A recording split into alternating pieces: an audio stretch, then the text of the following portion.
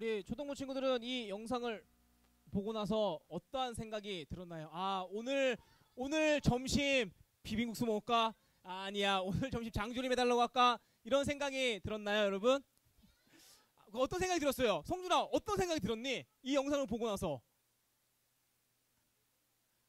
부모님이, 다 왔어. 부모님이. 뭔가 좀, 그러니까 뭔가, 그쵸? 이게 뭔가 느꼈을 거라고 생각이 돼요. 목사님이 이 음식을 보여주기 위해서 영상을 보여준 게 아니겠죠. 그쵸? 아닌 거란 말이에요. 부모님이 이 금명이 딸에게 계속해서 음식을 줍니다. 그쵸?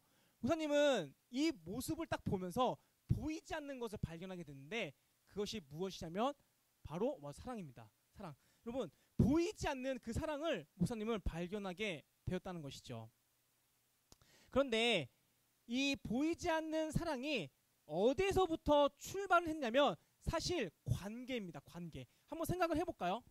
모르는 사람이 만약에 여러분들에게 계속해서 음식을 줍니다. 그러면 당황할 거예요. 이 사람은 뭐지? 왜 나에게 자꾸 음식을 주지라고 하면서 뭐지? 날 잡아먹으려고 하나? 키워서 이런 생각을 할 거란 말이죠. 하지만 부모님이 나에게 계속해서 내가 좋아하는 음식을 계속 줘요. 그러면 부모님이 날 사랑해서 이렇게 주는구나 라고 생각을 한다는 것입니다. 이 모든 것들이 사실 관계로부터 시작이 된다.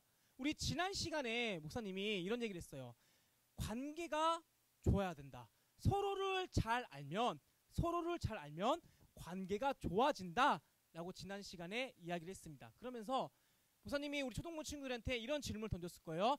우리 초등부 친구들은 하나님과의 관계가 좋으신가요? 그러면 우리 초등부 친구들이 생각하는 하나님은 어떠한 분이신가요? 라고 질문을 했습니다. 그때 어떠한 친구는 하나님께서는 우리를 위해서 하나뿐인 예수님을 이 땅 가운데 보내신 분이십니다. 그래서 우리의 죄를 대신 지시고 십자가에 달려 죽으신 분이십니다. 그렇게 얘기한 친구도 있었고요. 어떠한 친구는 하나님은 전지전능하신 분이십니다. 말씀으로 모든 것들을 창조하신 분이십니다. 라고 그렇게 대답한 친구들이 있었습니다. 이렇게 관계에서부터 관계를 서로 잘 알고 있어서 그 관계가 좋았다라고 목사님이 표현하고 싶은 것이고, 그 한 단계 더 나아가서 그 관계가 좋으면 사랑까지도 여러분 이어질 수 있다라고 한다는 것입니다. 그런데 우리 다시 영상으로 돌아가서 영상에 보면은 부모님이 이제 금명이한테 계속해서 음식을 주면서 다시 말해 사랑을 줍니다. 그리고 그 사랑 안에는 뭐가 있냐면 서로에 대한 배려와 존중도 같이 함께 포함이 되어 있어요. 목사님이 계속해서 지속적으로 얘기하는 거는 우리 눈에 보이는 것이 있는가 반면 보이지 않는 사랑, 배려, 존중 이런 것도 있다는 것입니다. 이 말을 조금 더 쉽게 풀이하면은 우리 초등부 친구들 예수님 눈에 보여요, 안 보여요? 안 보이죠? 그런데 예수님은 죽었다 살았다? 예수님은 죽은 분이시다, 살아있는 분이시다? 어떻게 알아요, 여러분? 눈에 안 보이는데 살아있다는 걸 어떻게 알아요, 여러분? 성경에 기록되어 있으니까 우리는 이 말씀을 그쵸? 믿으니까 우리는 눈에 보이지는 않아도 예수님은 지금도 살아계셔서 우리와 함께하고 계신다 라고 고백할 수 있는 것입니다. 왜? 눈에 보이지 않는 믿음 때문에. 이처럼 눈에 보이는 것이 있는가 반면 눈에 보이지 않는 것이 있다. 이것을 목사님은 얘기하고 싶은 거예요. 자, 이제 오늘 본문 말씀 우리가 볼 텐데, 오늘 본문 말씀은 말씀 들어가기 전에 목사님이 한 가지 퀴즈란다. 힌트를 드리도록 하겠습니다. 여러분 3번에 여러분 문제가 뭐죠? 모두 쓰시오. 그쵸? 우리 3부 친구들이 오늘 예배 태도가 좋아서 목사님이 힌트를 좀 드리도록 하겠습니다. 총 4문제입니다. 총 4문제예요. 아시겠죠? 4문제 굉장히 많아요. 자, 이제 본격적으로 들어가 볼게요. 오늘의 말씀 내용은 나하만 장군에 대한 이야기입니다. 우리 같이 함께 말씀 읽어보도록 하겠습니다. 시작! 아람 왕의 군대 장관 나하만은 그의 주인 앞에서 크고 존귀한 자니 이는 여호와께서 전에 그에게 아람을 구원하게 하셨습니다. 그는 큰 용사이나 나병 환자더라. 이 나하만 장군은 군대 장관이면서 많은 사람들한테 존경받는 그런 훌륭한 사람이었습니다. 그런데 그에게 병이 있었어요. 그 병의 이름은 바로 나병입니다. 나병. 나병은 다른 말로 하면은 세 글자로 문둥병이라고 합니다. 문둥병. 이 병에 걸리면 나타나는 증상들이 있어요. 첫 번째, 피부에 하얀 점들이 막 올라옵니다. 이 처음에는 이 나병이라는 이 점이 굉장히 작게 이제 있다가 점점점 커지는 거예요. 그리고 이제 심해지면 있잖아요. 이제 손발이 저립니다. 여러분, 이 저린다는 걸 어떻게 느낄 수 있냐면, 여러분 무릎 꿇고 1시간 동안 있다가 한번 서보세요. 그러면은 다리가 아프고 저리고 그런 느낌을 받을 거예요. 이 저림이 계속해서 있는 것이 바로 나병의 특징이고요. 그리고 더 심해지면 이 나병은 있잖아요. 손과 발이 마비가 됩니다. 움직이지 못하는 거예요. 네, 그렇게 아주 심한 병에 걸린 나아만 장군이었는데, 근데 더 큰 문제가 있었어요. 이 병에 진짜 큰 문제가 있는데, 이 병은 전염병입니다. 다른 사람에게 옮길 수가 있다는 거예요. 그러니까 감기 생각하면 됩니다. 감기. 우리가 감기가 옮는다 라고 그렇게 표현을 하잖아요. 나아만 장군이 걸렸던 이 나병 또한 다른 사람들에게 전염될 수 있는 아주 심각한 무서운 병이란 말입니다. 그런데 이 병을 고칠 수 있는 환경이 아니었어요. 이때 당시 지금처럼 여러분 의료 기술이 발달했을까요? 아니에요, 여러분. 병원도 없었고요. 이 병을 고칠 수 있는 약도 없었고 의사도 없었습니다. 그러니 나병에 걸리면 그냥 죽기만을 기다렸어야 됐어요. 나아만은 여러분 큰 용사라고 합니다. 다시 말해 이 아람 나라에 꼭 필요한 사람이에요. 왜냐하면 다른 나라가 아람에 쳐들어옵니다. 그러면 이거를 막을 수 있는 사람이 누구밖에 없다? 나아만 장군밖에 없는 거예요. 나아만 장군은 전술적으로도 굉장히 뛰어났고요. 그리고 용감했고 리더십도 있었습니다. 그런데 이렇게 훌륭한 사람이 나병 하나 때문에 지금 고생하고 있는 겁니다. 만약에 우리 초등부 친구들이 나병에 걸렸다고 칩시다. 지금 말고. 지금은 사실 약이 있으면 고쳐지거든요. 지금 나병이라는 병도 없어요. 왜냐? 그러니까 그 정도로 의료 기술이 발달했기 때문이죠. 그런데 내가 이때 당시에 나아만이라고 하면은 다시 말해 집 밖으로 나가지도 못해요. 그러면 우리 초등부 친구들은 아마 아싸라고 할 거예요. 와, 집 밖에 못 나간다고? 그럼 집에만 있으면서 공부도 안 하고 그냥 있어야지. 그렇게 생각을 하겠죠. 그러면 코로나 생각해봅시다. 코로나. 여러분 코로나 때 우리 굉장히 불편했잖아요. 그렇죠?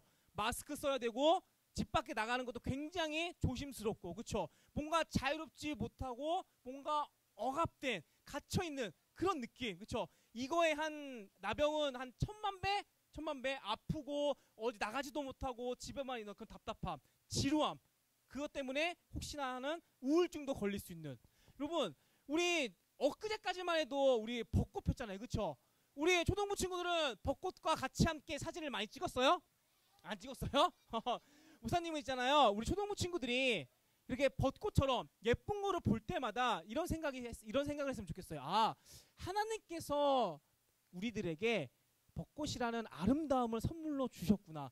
와, 역시 우리 하나님 진짜 참 좋으신 분이시구나. 이런 하나님 관점으로 믿음의 눈으로 좀 그렇게 해석하는, 그냥 벚꽃이라 하면은 아, 그냥 벚꽃이네. 아, 저거 또 지면 그냥 끝이겠지. 그런 생각 말고 벚꽃을 보면서 하나님을 생각하는 좀 우리 초등부 친구들이 되었으면 좋겠다는 것이죠. 자, 그런데 그렇게 나병으로 인하여서 힘들어하고 있는 이 나아만 장군 집에 누가 있었냐면 바로 한 어린아이가 있었습니다. 이 어린아이는 이스라엘로부터 납치된, 포로로 끌려온 그런 어린 소녀였는데, 이 어린 소녀가 나아만 장군을 이제 신경 쓰기 시작한 거예요. 아, 그래도 나의 주인인데 나아만 장군이 좀 나았으면 좋겠는데, 그런 마음이 있었다는 것이죠. 그래서 이 이스라엘의 어린 소녀가 나아만 장군 아내에게 가서 이렇게 얘기를 합니다. 우리 같이 함께 말씀 읽어보도록 하겠습니다. 시작. 그의 주인에게 이르되 우리 주인이 사마리아에 계신 선지자 앞에 계셨으면 좋겠나이다. 그가 그 나병을 고치리이다. 아멘. 자, 급발진 퀴즈. 이 말씀에서 나오는 선지자의 이름은 누굴까요? 하진이 하나 둘 셋. 정답 가세요. 자, 엘리사입니다. 엘리사. 자, 엘리사. 자, 엘리사예요. 그의 여주인에게 이르되 우리 주인이 사마리아에 계신 선지자 앞에, 선지자 앞에 계셨으면 이 선지자의 이름은 누구냐면 바로 엘리사입니다. 엘리사. 자, 이제 이 말을 이제 듣고 나서 이제 갔습니다. 이제 나아만 장군이 자기 집에서 일하고 있는 그 어린아이 소녀의 말을 듣고 이제 갔어요. 이제 이스라엘에 가서 이제 갔습니다. 그리고 이제 묻는 거죠. 이스라엘에 엘리사라는 선지자가 있는데 도대체 누구십니까? 라고 하면서 이제 묻고 물어서 엘리사에게 갔습니다. 자, 엘리사가 나아만 장군에게 퀴즈. 어디에 가서 씻으라고 했을까요? 자, 수아 하나 둘 셋. 어디요? 요단강 정답 나오세요. 자, 자, 요단강입니다. 요단강에 가서 이제 씻으라고 했는데 몇 번 씻으라고 했어요? 몇 번? 몇 번? 하나 둘 셋. 정답 하나 나오세요. 자, 몇 번? 자, 자, 요단강에 가서 7번을 씻으라고 했습니다. 그렇죠? 자, 그랬더니 그의 살이 땡땡땡의 살과 같이 되었더라. 어린 아기, 다시 마지막 기회. 어린 아가 땡 아니에요. 어린 아가 아닙니다. 손 내리고 자, 손 내리고. 목사님은 손든 친구는 안 시켜요. 하나 둘 알아요? 셋. 다윤이 어린 아이 정답 나오세요. 맞아요. 어린아이의 살같이. 아, 반짝반짝같이. 아, 좋네. 창의력 좋아. 성경에는 있잖아요, 엘리사가 말한 대로 요단강에서 7번 씻었더니 그의 살이 어린아이의 살같이 되었다라고 여러분 이제 성경에서는 말을 하고 있습니다. 자, 그러면 이렇게 해피엔딩으로 딱 이제 끝났습니다. 그쵸? 나아만이 있잖아요. 그 나병에 나왔어요. 끝! 이게 과연 끝일까요? 목사님이 사실 지금부터 하고 싶은 얘기가 이거예요. 자, 그러면 우리 4번 질문이 뭐죠, 여러분? 4번? 그렇죠. 나아만 장군이 나병에서 나올 수 있도록 원인을 제공한 사람이 있습니다. 누굴까요, 여러분? 여러분들이 생각하는 원인 제공한 사람 누구라고 생각하세요? 누굴까요? 하나님, 또 엘리사, 또 누굴까요? 누구? 바로 누구냐면 어린아이입니다, 여러분. 여러분, 이 나아만 장군이 나병에서 나올 수 있도록 원인 제공을 한 사람이 바로 어린아이였어요. 어린아이. 자, 한번 생각해 보세요. 만약에 어린아이의 이 말을 그냥 무시했다라고 하면은, 아, 그냥 어린아이가 한 말이네. 야, 뭐 애가 뭘 알겠다고. 그냥 나아만 장군이 들었을 때, 아, 그냥 뭐 그냥 한 얘기지. 무시했다라고 하면은 나아만 장군이 과연 이 나병으로부터 나올 수가 있었을까? 아닙니다, 여러분. 나아만 장군 마음 가운데에 그 믿음이라는 씨앗이 흰겨졌기 때문에 가능했던 일입니다. 그래서 목사님은 이 말씀을 이렇게 좀 정리를 하고 싶어요. 어린아이의 그 말 있잖아요. 바로 믿음의 씨앗. 믿음의 씨앗이 이 나아만 장군 마음 가운데 심겨졌습니다. 그렇죠? 그리고 나서 이 나아만 장군은 믿음의 씨앗을 가지고 어디로 갔냐면 요단강으로 갔습니다. 요단강으로 가서 열심히 씻었어. 7번. 그렇죠? 그가 이렇게 행동을 해가지고 이제 싹이 자라났습니다. 싹이 자라났는데 이 싹이 자라나서 열매가 맺혔습니다. 그 열매라는 것은 나아만에게 있어서 고침, 나병, 회복이라는 것이죠. 그런데 중요한 건 있어요. 열매 맺힘, 나병으로부터 회복됐다. 여러분, 이 나아만 장군을 고친 사람은 누구예요? 그러면요, 여러분? 어린아이라고요? 아니죠, 여러분. 하나님이에요, 여러분. 하나님께서 이 나아만 장군의 나병을 고쳐 주신 거라는 것이죠.